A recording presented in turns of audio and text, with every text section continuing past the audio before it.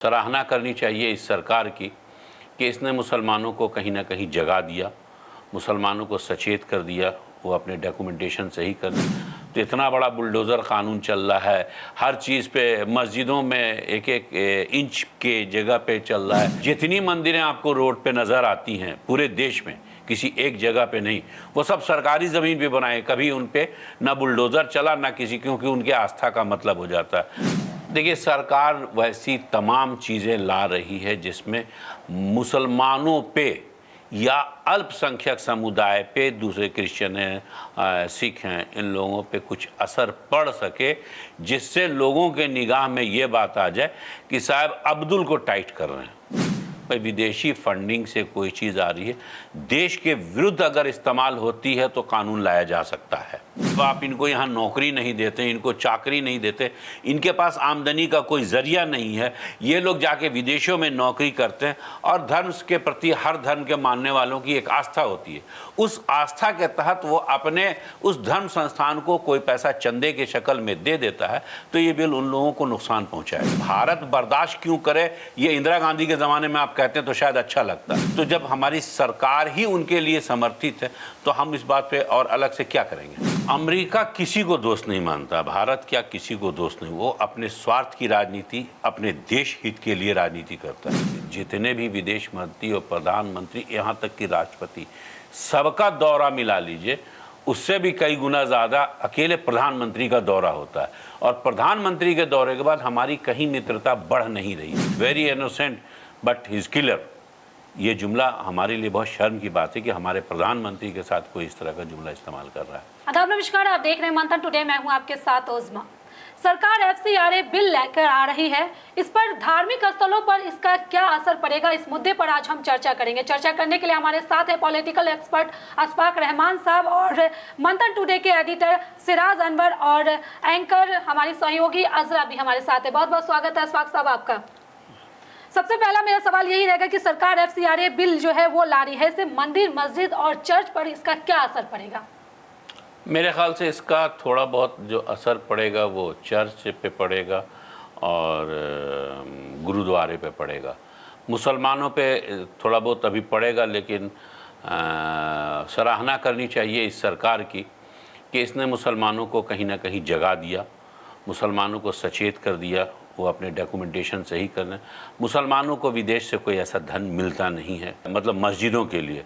वो होता ये है जनरली कि यहाँ के लोग विदेशों में नौकरी, यहाँ नौकरियाँ मिलती नहीं हैं और वो विदेशों में नौकरी करते हैं। तो विदेश में जब वो नौकरी करते हैं, भाई उनके इलाके की बात होती है कि भाई तुम्हारे इलाके में मस्जिद बन रही है, थोड़ा दे दो भाई, लोगों की ज़्यादा उम्मीद रहती है, तो वो लोग कुछ पैसा भेज देते हैं। अब उनको समझना पड़े कि वो अपने उस अकाउंट से, जो NRI अकाउंट है, वहाँ से ना भेज करके हम जब अपने मुल्क में आएंगे तो अपना पैसा निकाल के हम उसमें दे देंगे, क्योंकि वहाँ से लाने पे उनको किया जा सकता है। इसका बहुत ज़्यादा असर पड़ेगा चर्च पे, और अमेरिका से वहाँ के MP भी यहाँ आ चुके हैं मदर टेरेसा वाले चर्च पे, कि जो भारत के इस पे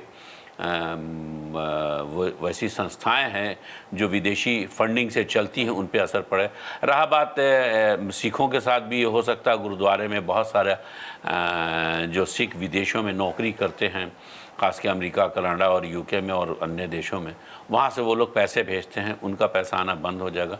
उनको भी सुधार करने का मौका मिलेगा कि आप जब भारत आइए तो अपने अकाउंट से पैसा निकाल के दे दीजिए, वो ज़्यादा अच्छा है, या अपना अकाउंट से यहाँ का लोकल चेक जो है उनको बना के दे दिए, तो वो स्वदेशी हो जाएगा। रही बात मंदिरों की, तो हमको लगता है कि साहब मंदिर पे कोई ऐसी चीज़ आँच नहीं आएगी, क्योंकि सरकार नाम ज़रूर रखती है, लेकिन ऐसा नहीं, अगर ऐसा होता तो इतना बड़ा बुलडोज़र कानून चल रहा है, हर चीज़ पे, मस्जिदों में एक एक इंच के जगह पे चल रहा है, कहीं पे एक है, और जितनी मंदिरें आपको रोड पे नज़र आती हैं पूरे देश में, किसी एक जगह पे नहीं, वो सब सरकारी ज़मीन पे बनाए, कभी उन पे ना बुलडोज़र चला ना किसी, क्योंकि उनके आस्था का मतलब हो जाता है।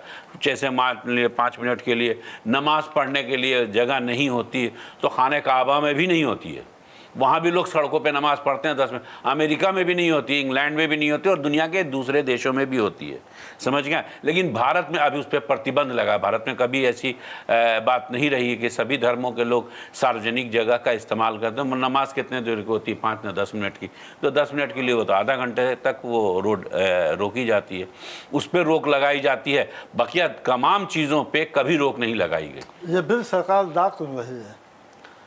देखिए, सरकार वैसी तमाम चीज़ें ला रही है जिसमें मुसलमानों पे या अल्पसंख्यक समुदाय पे, दूसरे क्रिश्चियन हैं, सिख हैं, इन लोगों पे कुछ असर पड़ सके, जिससे लोगों के निगाह में ये बात आ जाए कि साहब अब्दुल को टाइट कर रहे हैं।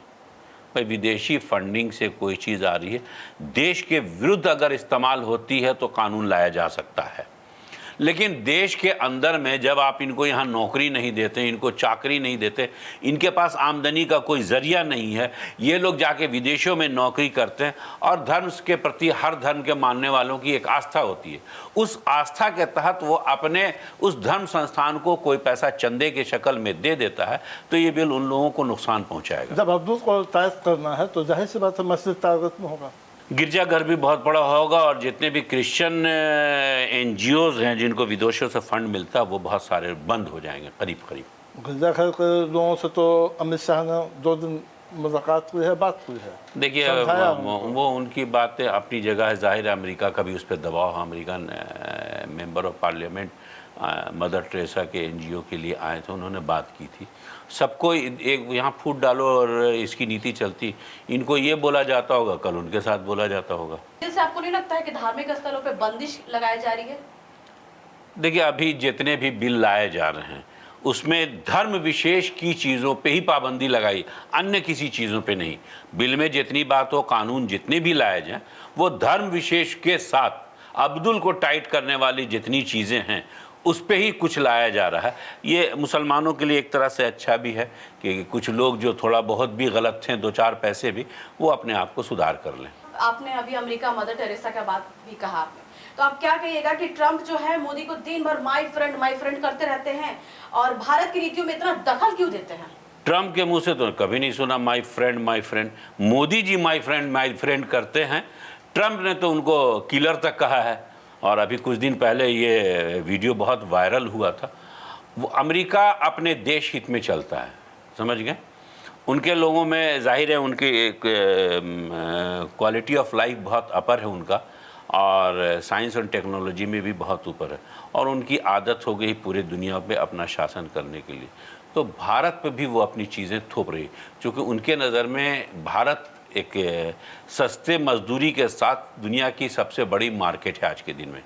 चाइना आज मार्केट नहीं है, 150-140 करोड़ के आसपास की आबादी वहाँ भी है, लेकिन वो मार्केट नहीं है, वो उत्पादक है।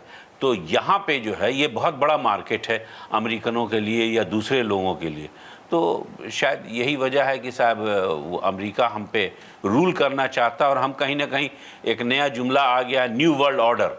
तो न्यू वर्ल्ड ऑर्डर के तहत हम हर चीज़ें जा रहे हैं। आप उसमें देखिएगा हमारी तमाम संस्थाएं ऐसे कानून बना रही है या ऐसे निर्णय ले रही है जिससे छोटे बिचौलिए और मंझोले किस्म के लोग इससे अफेक्टेड हो जाएंगे। अभी बहुत सारी चीज़ें सामने आ गई। भी पटना में भी 25-26-27 हज़ार मकानों को नोटिस दे दिया कि साहब आपके यहाँ जितनी दुकानें हैं बंद कीजिए और लोकल सब चीज़ें बंद कीजिए। तो अब आप कहाँ जाइएगा? यहाँ के लोगों की जो मानसिकता है उसके मुताबिक भाई घर के बगल में जो दुकान है वहाँ से सामान खरीद लेते थे। अब वो सारी चीज़ें बंद हो जाएंगी। अब उसके लिए या तो आपको ऑनलाइन मंगाना पड़ेगा, इससे सरकार को टैक्स मिलेगा और इससे आपको असुविधा होगी। दूसरे आप काहिल बनेंगे, जो घर से बाहर निकल के आप कुछ खरीदारी कर लेते आप काहिल बनेंगे। तो इससे आप काहिल बनेंगे तो आप बीमार होंगे तो दवा कंपनियों को इसका फ़ायदा होगा। तो ये कहीं ना कहीं दूसरे लोगों को फायदा पहुंचाना। सवाल यह है कि अमेरिका दखल क्यों दे भारत में, और भारत क्यों इसको बर्दाश्त क्यों करे? भाई भारत बर्दाश्त क्यों करे? ये इंदिरा गांधी के ज़माने में आप कहते हैं तो शायद अच्छा लगता। अभी तो सारी नीतियां या सारी चीज़ें, अभी आप सोचिए 2-4 दिन पहले 5200 लोगों को फिर से उन्होंने बांध करके निकाल दिया। तो इतने ज़्यादा लोग गैर कानूनी तौर से वहाँ पहुँच कैसे जा रहे हैं? अमेरिका का कानून बहुत सख्त है। उनके यहाँ कुछ चीज़ें ऐसी हो गई जो भारतीयों को पछाड़ रही है। समझ में, हम लोग पहले जो दोस्ती थी रशिया के साथ बहुत अच्छी दोस्ती थी, ईरान के साथ बहुत अच्छी दोस्ती थी। अभी थोड़ा समय बदल गया है, नेतृत्व बदल गया, वो अमेरिका और इसराइल के प्रति बहुत समर्थित है। तो जब हमारी सरकार ही उनके लिए समर्थित है तो हम इस बात पे और अलग से क्या करेंगे। आपने कहा 5200 लोगों को निकाला गया, लेकिन ट्रंप बहुत खुश हो रहे हैं, एसआईआर बोल रहे हैं कि जिस तरह से भारत में और अमेरिका में भी एसआईआर करवाएंगे। ज्ञानेश कुमार को बुला लें, उनको बता दें कि कैसे होगा। ज्ञानेश कुमार को दावत देने में देर थोड़ी करेंगे, लेकिन उससे ट्रंप को क्या फ़ायदा हो सकता है, उनकी पार्टी को अगली बार कुछ फ़ायदा हो जाए। ट्रंप तो अपना दूसरा ट्रंप पूरा कर ही रहे हैं। तो क्या अमेरिका भारत को दोस्त मानता है? अमेरिका किसी को दोस्त नहीं मानता, भारत क्या किसी को दोस्त नहीं। वो अपने स्वार्थ की राजनीति, अपने देश हित के लिए राजनीति करता है। समझ में आया? मोदी जी का इतना तारीफ क्यों करते हैं ट्रंप? पता नहीं आपने कहाँ सुना, लेकिन मैंने कहीं नहीं सुना। कहाँ के गोदी मीडिया कहते हैं कि ट्रंप तारीफ करते हैं। ट्रंप का तारीफ करते हुए 2-4 वीडियो आप निकाल लीजिए ना। आपको वीडियो जो पहला निकालेगा कि very innocent but his killer, ये जुमला हमारे लिए बहुत शर्म की बात है कि हमारे प्रधानमंत्री के साथ कोई इस तरह का जुमला इस्तेमाल कर रहा है। नहीं तो बात बहुत पहले भाई ये चीज़ रनिंग है ना। माय फ्रेंड हमारे मोदी जी कहते हैं। अगली बार ट्रंप सरकार हमारे मोदी जी ने कहा था। उन्होंने आके, ट्रंप ने आके नहीं कहा था कि अगली बार मोदी सरकार, उन्होंने नहीं कहा था। तो ये हमारे यहाँ बहुत जगह देखने को मिलता है कि ट्रंप जो है अपने चेयर छोड़ के जाके मोदी जी से मिलते हैं। देखिए वो बहुत सारी चीज़ें एनिमेटेड, बहुत इसको मत कहिए। जो बाहर में हो रहा है, कभी बाहर जाइए तो आपको समझ में आएगा। भारत को तो विदेश नीति अच्छी है। आप सऊदी अरब में भाई देखें, भारत के हाँ, विदेश तमाम मंत्री को लोग कितना जानते हैं। भारत में जितनी नीतियां हैं, विदेश के यात्रा कौन करता है। हमको लगता है आज़ादी के बाद से अब तक जितने भी विदेश मंत्री और प्रधानमंत्री, यहाँ तक कि राष्ट्रपति, सबका दौरा मिला लीजिए, उससे भी कई गुना ज़्यादा अकेले प्रधानमंत्री का दौरा होता है। और प्रधानमंत्री के दौरे के बाद हमारी कहीं मित्रता बढ़ नहीं रही। संभवतः एक कंपनी है जिसका व्यापार बढ़ रहा है, उनको कंपनी को, उस कंपनी का भारत के साथ किसी का डायरेक्ट व्यापार जो सरकारी व्यापार है वो नहीं हो रहा है। चलिए बहुत बहुत शुक्रिया अशफाक साहब इन तमाम सवालों का जवाब देने के लिए। चलिए फिलहाल इस खबर में बस इतना। देश दुनिया की ऐसी तमाम बड़ी खबरों के लिए बने रहे मंथन टुडे के साथ। साथ ही हमारे चैनल को लाइक करें, सब्सक्राइब करें, फॉलो करें और निष्पक्ष पत्रकारिता देखना है तो देखते रहे मंथन टुडे। बहुत बहुत शुक्रिया।